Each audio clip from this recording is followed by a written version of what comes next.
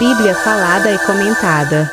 Então o reino dos céus será semelhante a 10 virgens que, tomando as suas lâmpadas, saíram ao encontro do esposo. E 5 delas eram prudentes, e 5 loucas. As loucas, tomando as suas lâmpadas, não levaram azeite consigo. Mas as prudentes levaram azeite em suas vasilhas, com as suas lâmpadas. E, tardando o esposo, tosquenejaram todas, e adormeceram. Mas à meia-noite ouviu-se um clamor, e aí vem o esposo, saí-lhe ao encontro. Então todas aquelas virgens se levantaram, e prepararam as suas lâmpadas. E as loucas disseram às prudentes: dai-nos do vosso azeite, porque as nossas lâmpadas se apagam. Mas as prudentes responderam, dizendo: não seja caso que nos falte a nós e a vós, e diante aos que o vendem, e comprai-o para vós. E, tendo elas ido comprá-lo, chegou o esposo, e as que estavam preparadas entraram com ele para as bodas, e fechou-se a porta.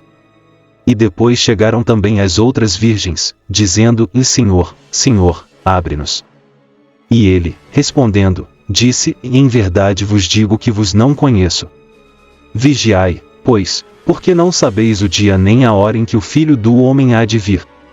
Porque isto é também como um homem que, partindo para fora da terra, chamou os seus servos, e entregou-lhes os seus bens. E a um deu 5 talentos, e a outro 2, e a outro 1, a cada um segundo a sua capacidade, e ausentou-se logo para longe. E, tendo ele partido, o que receberá 5 talentos negociou com eles, e granjeou outros 5 talentos. Da mesma sorte, o que receberá 2, granjeou também outros 2. Mas o que receberá 1, foi e cavou na terra e escondeu o dinheiro do seu senhor. E muito tempo depois veio o senhor daqueles servos, e fez contas com eles. Então aproximou-se o que receberá 5 talentos, e trouxe-lhe outros 5 talentos, dizendo: Senhor, entregaste-me 5 talentos, eis aqui outros 5 talentos que granjeei com eles. E o seu senhor lhe disse: bem está, servo bom e fiel. Sobre o pouco foste fiel, sobre muito te colocarei, entra no gozo do teu senhor. E, chegando também o que tinha recebido 2 talentos, disse: Senhor, entregaste-me 2 talentos, eis que com eles granjeei outros 2 talentos. Disse-lhe o seu senhor: bem está, bom e fiel servo. Sobre o pouco foste fiel, sobre muito te colocarei, entra no gozo do teu senhor. Mas, chegando também o que receberá 1 talento, disse: Senhor, eu conhecia-te, que és um homem duro, que ceifas onde não semeaste e ajuntas onde não espalhaste. E, atemorizado, escondi na terra o teu talento, aqui tens o que é teu. Respondendo, porém, o seu senhor, disse-lhe: e mau e negligente servo, sabias que ceifo onde não semeei e ajunto onde não espalhei? Devias então ter dado o meu dinheiro aos banqueiros, e quando eu viesse, receberia o meu com os juros. Tirai-lhe pois o talento, e dai-o ao que tem os 10 talentos.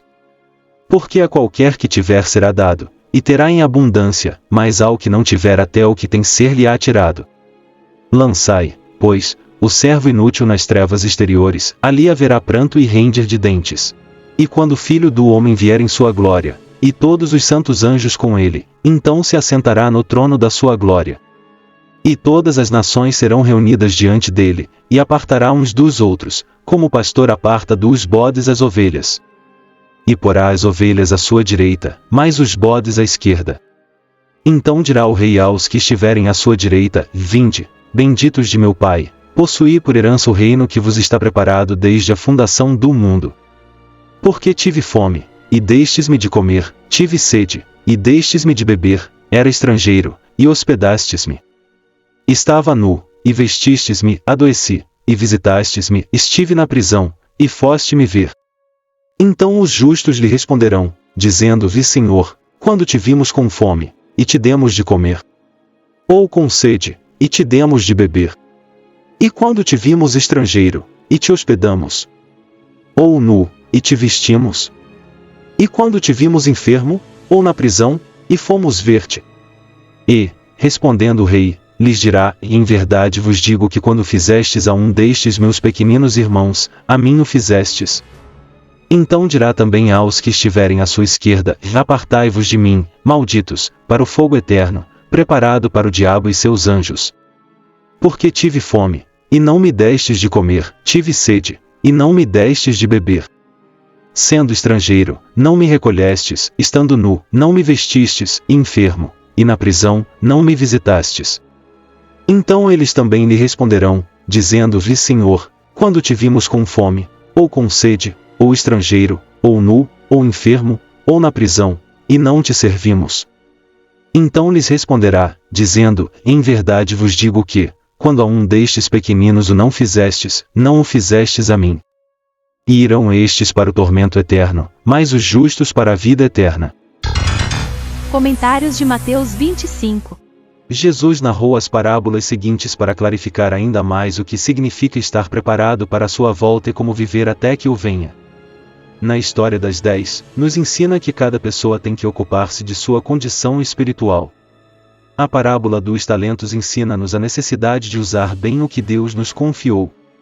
O ensino das ovelhas e cabritos enfatiza a importância de servir aos que estão em necessidade. Nenhuma parábola por si mesmo descreve completamente como devemos nos preparar. Mas cada uma delas pinta uma parte do quadro.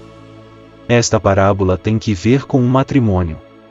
Na cultura judia, um casal mantinha seu noivado por cumprido tempo antes de contrair núpcias e a promessa de compromisso era um pacto similar aos votos do matrimônio. No dia das bodas o noivo ia à casa da noiva para a cerimônia, logo o casal, formando parte de um grande desfile, retornava à casa do noivo onde tinha lugar uma festa que com frequência durava toda uma semana.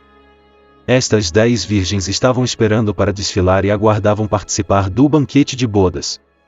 Mas quando o noivo se atrasou, 5 delas deixaram que seus abajures ficassem sem azeite. Enquanto foram procurar azeite, lhes fez tarde e não puderam participar da festa. Quando Jesus volte para levar a seu povo ao céu, devemos estar preparados. A preparação espiritual não pode comprar nem se emprestar a último minuto. Nossa relação com Deus deve ser própria. O amo dividiu o dinheiro entre seus servos de acordo às suas capacidades, ninguém recebeu nem mais nem menos dinheiro de que podia usar.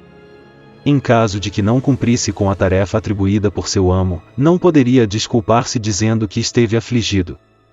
O fracasso só poderia atribuir-se à moleza ou ódio ao amo. O dinheiro, como se emprega aqui, representa qualquer classe de recurso que nos confia. Deus nos dá tempo, capacidades, dons e outros recursos de acordo a nossas habilidades e espera que os usemos com sabedoria até que retorne. Jesus voltará, sabemos que é assim. Significa isto que devemos abandonar nossas ocupações a fim de servir a Deus? Não, quer dizer que devemos usar com diligência nosso tempo, talentos e pertences a fim de servir a Deus em tudo o que façamos. Para algumas pessoas, significa trocar de profissão, para a maioria de nós, significa cumprir com nosso trabalho cotidiano como expressão de nosso amor a Deus. Este homem pensava sozinho em si mesmo. Queria evitar riscos para proteger-se de seu difícil amo, mas este o castigou por seu egocentrismo. Não devemos procurar desculpas para não fazer o que Deus nos chamou a fazer. Se Deus for nosso amo, devemos estar dispostos a lhe obedecer. Nosso tempo, nossas habilidades e nosso dinheiro não nos pertencem seriamente. Somos mordomos, não proprietários. Quando descuidamos, esbanjamos ou nos aproveitamos do que recebemos, convertemo-nos em rebeldes e merecemos castigo. Esta parábola descreve as consequências de 2 atitudes quanto à volta de Cristo. O operário que com diligência se prepara para a vinda do Senhor invertendo seu tempo e seus talentos para servir a Deus será recompensado. O operário que não põe o coração em trabalhar nas coisas do reino vai ser castigado. Deus premia a fidelidade. Os que não têm frutos para o reino de Deus não podem esperar receber o mesmo trato que os que são fiéis. Deus separará os seguidores fiéis dos que falsos e os incrédulos. A melhor evidência de que somos crentes é a forma em que atuamos. Tratar a todas as pessoas que encontremos como se fossem Jesus não é muito fácil. O que fazemos por outros demonstra o que pensamos do que Jesus assinalou que devíamos fazer: dar de comer ao faminto, albergar ao desamparado, visitar os doentes. Há alguma diferença entre suas ações e as dos falsos e os incrédulos? Jesus comparou as ovelhas e os cabritos com os crentes e os que não o são. As ovelhas e os cabritos pastam juntos com frequência, mas os separam quando chega a hora de tosquiar as ovelhas. Também se refere à separação de ovelhas e cabritos. Esta parábola fala da misericórdia que todos podemos brindar diariamente. São gestos que não requerem riqueza, habilidade nem inteligência, são coisas que se fazem e se recebem de graça. Não temos desculpa para nos desentender dos que têm grandes necessidades. Não podemos delegar esta responsabilidade à igreja nem ao governo. Jesus demanda nossa participação pessoal em atender às necessidades de outros. Muito se discutiu em relação à expressão meus irmãos. Alguns hão dito que se refere aos judeus, outros dizem que se refere a todos os cristãos, os restantes manifestam que alude aos que sofrem em qualquer lugar. Dito debate tem uma semelhança com a pergunta que um advogado formulou ao Jesus: quem é meu próximo? O mais sobressalente nesta parábola não é o quem, a não ser o que, o ato de servir quando nos necessitam. O ensino desta parábola é que devêssemos amar a todas as pessoas e servir a quantos possamos. Esse tipo de amor glorifica a Deus porque reflete nosso amor pelo. O castigo eterno tem lugar no inferno, lugar onde todos os que não querem arrepender-se recebem seu castigo depois da morte. Na Bíblia, 3 palavras foram traduzidas inferno. 1. Seol, que no Antigo Testamento quer dizer tumba, onde se depositam os cadáveres, vejam-se.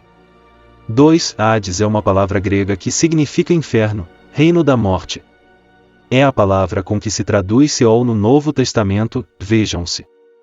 3. Geena vem de Vale do Inom, lugar perto de Jerusalém, lugar no que queimavam meninos em sacrifício aos deuses pagãos.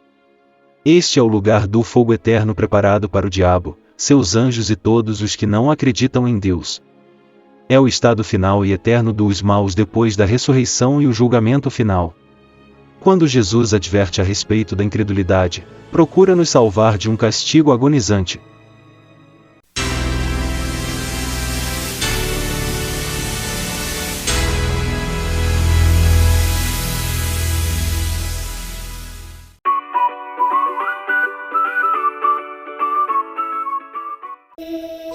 A Bíblia falada e comentada.